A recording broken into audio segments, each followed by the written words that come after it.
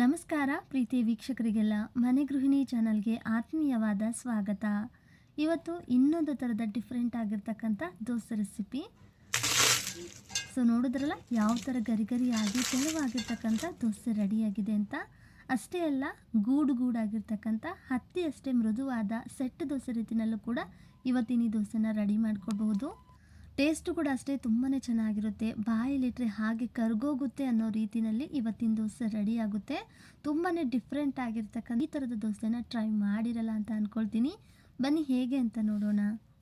ಇಲ್ಲಿ ಒಂದು ಪಾತ್ರೆಗೆ 1 ಬಟ್ಲಾಗುವಷ್ಟು ಉದ್ದಿನ ಕಾಳನ್ನು ಸೇರಿಸ್ತಾ ಇದ್ದೀನಿ. ಉದ್ದಿನ ಕಾಳು ಅಥವಾ ಉದ್ದಿನ ಬೇಳೆ ಯಾವುದಾದ್ರೂ ಕೂಡ ನಡೆಯುತ್ತೆ. ಅದಕ್ಕೆ 1 ಚಮಚ ಆಗುವಷ್ಟು ಮೆಂತ್ಯ ಕಾಳನ್ನು ಸೇರಿಸಿ 3ರಿಂದ 4 ಬಾರಿ ನೀರಲ್ಲಿ ಚೆನ್ನಾಗಿ ತೊಳೆದು ಮತ್ತೆ ಒಂದು ಸ್ವಲ್ಪ ನೀರನ್ನು ಸೇರಿಸಿ ಸರಿಸುಮಾರು ಇದನ್ನು ಇವಾಗ ಒಂದು 4 ಗಂಟೆಗಳ ಕಾಲ ನೆನೆಸಿ ತಗೊಳ್ತಾ ಇದ್ದೀನಿ. ಈ ಕಡೆ ಇನ್ನೊಂದು ಪಾತ್ರೆಗೆ ಉದ್ದಿನ ಕಾಳು ತೊಗೊಂಡಿರ್ತಕ್ಕಂಥ ಬಟ್ಲಳತೆಗೆ 6 ಬಟ್ಲಾಗುವಷ್ಟು ಸಣ್ಣ ರವೆ. ಮಾಮೂಲಾಗಿ ನಾವು ಉಪ್ಪಿಟ್ಟೆಲ್ಲ ಮಾಡ್ತೀವಲ್ವ, ಸಣ್ಣ ರವೆ, ಬಾಂಬೆ ರವೆ, ಅದೇ ಒಂದು ರವೆನ ತಗೊಂಡಿರೋದು. ಇದು ಹುರಿದ ರವೆ ಅಲ್ಲ, ಹಸಿ ರವೆನೇ ತಗೊಂಡಿರೋದು. ಇವಾಗ ಇದಕ್ಕೆ 2ರಿಂದ 2.5 ಗ್ಲಾಸ್ ಆಗುವಷ್ಟು ನೀರನ್ನು ಹಾಕಿ ಒಂದು ಸತಿ ರವೆನ ತೊಳೆದು ತೊಗೊಳ್ತಾ ಇದ್ದೀನಿ. ಈ ರವೆನ ನಾವು ಯಾವಾಗ ನೆನೆಸಿ ತೊಗೊಳ್ಬೇಕು ಅಂದರೆ, ಉದ್ದಿನ ಕಾಳು ಇನ್ನೇನು ರುಬ್ಬೋದಕ್ಕೆ ಒಂದು 10 ನಿಮಿಷ ಇದೆ ಅನ್ನೋವಾಗ ಈ ರವೆನ ಚೆನ್ನಾಗಿ ತೊಳೆದು ಒಂದು 10 ನಿಮಿಷ ನೆನೆಸಿಟ್ರೆ ಸಾಕು. ಇವಾಗ ನೋಡಿ, ಒಂದು ಸತಿ ರವೆನ ತೊಳೆದಾಗಿದೆ. ಮತ್ತೆ ನಾನಿಲ್ಲಿ ನೀರೇನು ಹಾಕಿಲ್ಲ.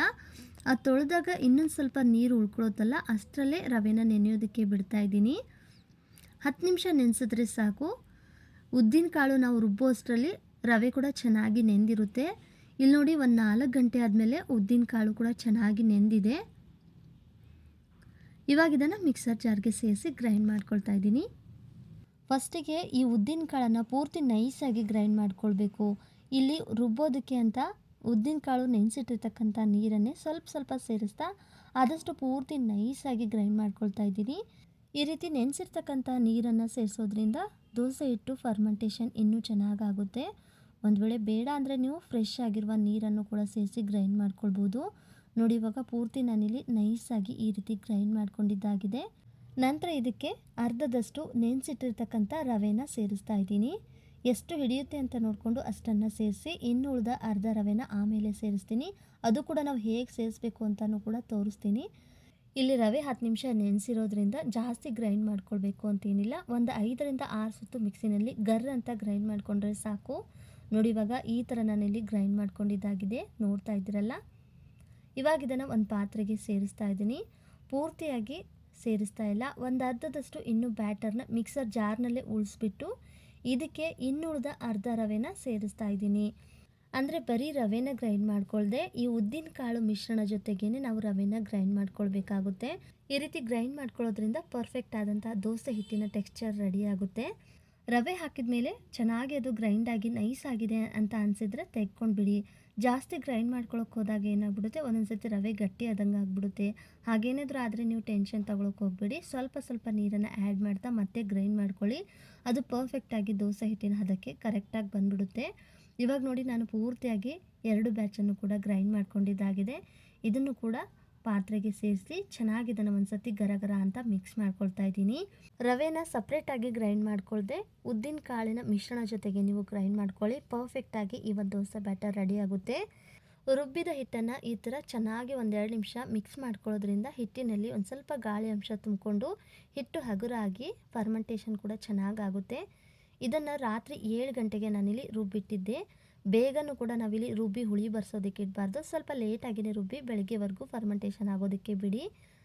ರಾತ್ರಿ 7 ಗಂಟೆಗೆ ನಾನು ರುಬ್ಬಿಟ್ಟಿದ್ದೆ. ಬೆಳಗ್ಗೆ 7:30-8 ಗಂಟೆಗೆಲ್ಲ ನೋಡಿ ಯಾವ ಥರ ಹಿಟ್ಟು ಫರ್ಮೆಂಟೇಷನ್ ಆಗಿದೆ ಅಂತ.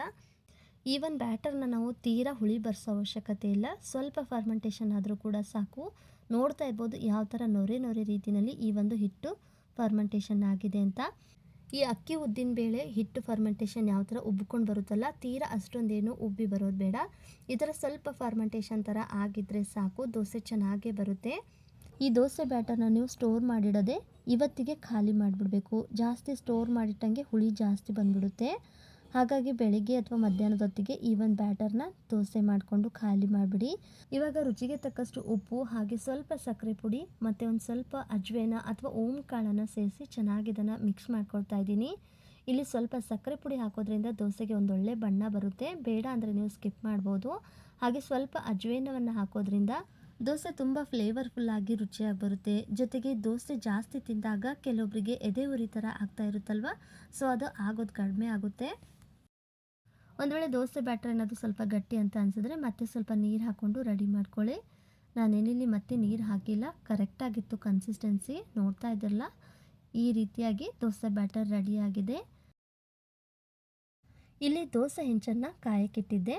ದೋಸೆ ಹೆಂಚಿಗೆ ಸ್ವಲ್ಪ ಎಣ್ಣೆನ ಅಪ್ಲೈ ಮಾಡಿ ಚೆನ್ನಾಗಿ ಕಾಯಿಸ್ಕೊಂಡು ನಂತರ ನೀರಿನಿಂದ ಚಿಮುಕಿಸಿ ದೋಸೆ ತವ ಹೀಟನ್ನು ಕಡಿಮೆ ಮಾಡಿಕೊಂಡು ಲೋ ಫ್ಲೇಮ್ನಲ್ಲಿ ದೋಸೆನ ಹಾಕ್ತಾಯಿದ್ದೀನಿ. ಎಷ್ಟು ತೆಳುವಾಗಿ ಬೇಕು ನೋಡಿ ಅಷ್ಟು ತೆಳುವಾಗಿ ಈ ದೋಸೆನ ನೀವು ಸ್ಪ್ರೆಡ್ ಮಾಡಿಕೊಂಡು ರೆಡಿ ಮಾಡ್ಕೊಳ್ಬೋದು. ತುಂಬಾ ಕ್ರಿಸ್ಪಿಯಾಗಿ ತೆಳುವಾದಂಥ ಪೇಪರ್ ದೋಸೆನ ರೆಡಿ ಮಾಡ್ಕೊಳ್ಬೋದು. ದೋಸೆ ಹಾಕಾದ್ಮೇಲೆ ಗ್ಯಾಸ್ ಫ್ಲೇಮನ್ನು ಮೀಡಿಯಮ್ ಉರಿಗಿಂತ ಒಂದು ಸ್ವಲ್ಪ ಜಾಸ್ತಿ ಉರಿನಲ್ಲಿಟ್ಟು ದೋಸೆ ಮೇಲ್ಭಾಗ ಸ್ವಲ್ಪ ಬೆಂದಾಗ ಎಣ್ಣೆ, ಬೆಣ್ಣೆ ಅಥವಾ ತುಪ್ಪನ ಅಪ್ಲೈ ಮಾಡ್ತಾ ಚೆನ್ನಾಗಿ ದೋಸೆನ ಹೊಂಬಣ್ಣದ ಕಲರ್ ಬರೋವರೆಗೂ ಬೇಯಿಸಬೇಕು. ಈ ದೋಸೆ ಯಾವ ಥರ ಎದ್ದೇಳುತ್ತೆ ಅಂತ ನೋಡಿ, ಅದಾಗದೆ ದೋಸೆ ತವಾನ ಬಿಟ್ಕೊಂಡು ಬಂದುಬಿಡುತ್ತೆ. ತುಂಬಾ ಈಸಿಯಾಗಿ ದೋಸೆ ತವಾನ ಬಿಟ್ಟು ಎದ್ದೇಳುತ್ತೆ. ಸೊ ನೋಡ್ತಾ ಇದ್ರಲ್ಲ ಯಾವ ಥರ ದೋಸೆ ರೆಡಿಯಾಗಿದೆ ಅಂತ. ಮತ್ತು ಈ ದೋಸೆ ತೀರ ಕೆಂಪಗೆ ಹೊಂಬಣ್ಣದ ಕಲರು ರೆಡಿ ಆಗೋದಿಲ್ಲ, ಈ ಥರ ಬಂಗಾರದ ಬಣ್ಣದಂತಿರ್ತಕ್ಕಂಥ ದೋಸೆ ಕಲರ್ ಬಂದ್ಬಿಡುತ್ತೆ. ಯಾವ ಅಕ್ಕಿ ದೋಸೆಗಿಂತನೂ ಕೂಡ ಕಡಿಮೆ ಇಲ್ಲ, ತೆಳುವಾಗಿರ್ತಕ್ಕಂಥ ಕ್ರಿಸ್ಪಿಯಾದ ರವೆ ಉದ್ದಿನಬೇಳೆ ಪೇಪರ್ ದೋಸೆ. ಸೊ ನೋಡಿ ಎಷ್ಟು ಕ್ರಿಸ್ಪಿಯಾಗೂ ಕೂಡ ರೆಡಿ ಆಗಿದೆ ಅಂತ.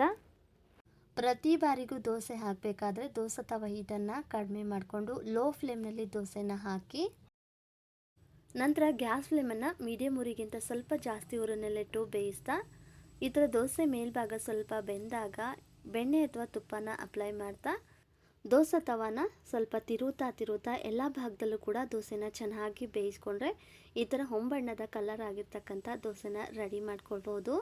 ಸೊ ನೋಡಿ ಈ ಒಂದು ದೋಸೆನೂ ಕೂಡ ಯಾವ ಥರ ರೆಡಿ ಆಗಿದೆ ಅಂತ, ಎಷ್ಟು ತೆಳುವಾಗಿ ಬಂದಿದೆ ಅಂತ. ಸೊ ಇವಾಗ ಕ್ರಿಸ್ಪಿಯಾಗಿರ್ತಕ್ಕಂಥ ದೋಸೆ ಆಯಿತು. ಅದೇ ಥರ ನಾನಿಲ್ಲಿ ಸಾಫ್ಟ್ ಆಗಿರ್ತಕ್ಕಂಥ ಸೆಟ್ ದೋಸೆ ರೀತಿಯಲ್ಲೂ ಕೂಡ ಮಾಡಿ ತೋರಿಸ್ತಾ ಇದ್ದೀನಿ. ಸೊ ನೋಡಿ ಇವಾಗ 2 ಸ್ಪೂನ್ ಆಗುವಷ್ಟು ದೋಸೆ ಹಿಟ್ಟನ್ನು ಹೆಂಚಿಗೆ ಹಾಕಿ ಮೀಡಿಯಮ್ ಫ್ಲೇಮ್ನಲ್ಲಿ ಚೆನ್ನಾಗಿ ಇದನ್ನು ಬೇಯಿಸ್ತಾ ಇದ್ದೀನಿ. ನೋಡ್ತಾ ಇರ್ಬೋದು ಯಾವ ಥರ ದೋಸೆ ಗೂಡಾಗಿ ರೆಡಿಯಾಗಿದೆ ಅಂತ. ಸ್ವಲ್ಪ ಫರ್ಮೆಂಟೇಷನ್ ಆದರೂ ಕೂಡ ಸಾಕು, ದೋಸೆ ಚೆನ್ನಾಗಿ ಈ ಥರ ಸೆಟ್ ದೋಸೆ ರೀತಿಯಲ್ಲೂ ಕೂಡ ರೆಡಿ ಮಾಡ್ಕೊಳ್ಬೋದು. ಇದನ್ನು ಬೇಕು ಅಂದರೆ ಒಂದೇ ಸೈಡ್ ಕೂಡ ನೀವು ಬೇಯಿಸ್ಕೊಳ್ಬೋದು, ಇಲ್ಲಾಂದರೆ ಲೈಟಾಗಿ 2 ಕಡೆ ಕೂಡ ಬೇಯಿಸ್ಕೊಳ್ಳಿ. ಸೊ ಉದ್ದಿನಬೇಳೆ ಹಾಕಿ ರವೆ ದೋಸೆ ಮಾಡೋದಿಷ್ಟ ಇಲ್ಲ, ಉದ್ದಿನಬೇಳೆ ಹಾಕಿರುವಂಥ ದೋಸೆನೇ ಬೇಡ ಅನ್ನೋದಾದರೆ ಉದ್ದಿನಬೇಳೆ ಇಲ್ಲದೇ ಮಾಡುವಂತಹ ಅಕ್ಕಿ ದೋಸೆ ಹಾಗೆ ರವೆ ದೋಸೆನೂ ಕೂಡ ನಾನು ಶೇರ್ ಮಾಡಿದ್ದೀನಿ. ಒಮ್ಮೆ ಇಂಟ್ರೆಸ್ಟ್ ಇದ್ದರೆ ಡಿಸ್ಕ್ರಿಪ್ಷನಲ್ಲಿ ಲಿಂಕ್ ಕೊಟ್ಟಿರ್ತೀನಿ, ನೀವು ಚೆಕ್ ಮಾಡಿ ನೋಡ್ಬೋದು. ಸೊ ನೋಡಿದ್ರಲ್ಲ ಸ್ನೇಹಿತರೆ, ಇವತ್ತಿನ ರವೆ ಉದ್ದಿನಬೇಳೆ ದೋಸೆನೂ ಕೂಡ ಎಷ್ಟು ಸೂಪರಾಗಿ ಬಂದಿದೆ ಅಂತ. ಹಾಗಿದ್ರೆ ಇವತ್ತಿನ ದೋಸೆ ರೆಸಿಪಿ ವಿಡಿಯೋ ನಿಮಗೆಲ್ರಿಗೂ ಹೇಗೆ ಅನ್ನಿಸ್ತು, ದೋಸೆ ಸ್ವಲ್ಪ ಡಿಫ್ರೆಂಟ್ ಆಗಿದೆ ಅಂತ ಅನಿಸಿದ್ರೆ ಕಮೆಂಟಲ್ಲಿ ತಿಳಿಸಿ. ವಿಡಿಯೋ ಇಷ್ಟ ಆದರೆ ಒಂದು ಲೈಕ್ ಮಾಡಿ, ಶೇರ್ ಮಾಡಿ ನಿಮ್ಮ ಫ್ರೆಂಡ್ಸ್ ಆ್ಯಂಡ್ ಫ್ಯಾಮಿಲಿ ಜೊತೆಗೆ. ಹಾಗೆ ಮನೆ ಗೃಹಿಣಿ ಚಾನಲ್ನು ಕೂಡ ಸಬ್ಸ್ಕ್ರೈಬ್ ಮಾಡಿಕೊಂಡು ಸಪೋರ್ಟ್ ಮಾಡಿ. ಎಲ್ಲರಿಗೂ ಧನ್ಯವಾದಗಳು.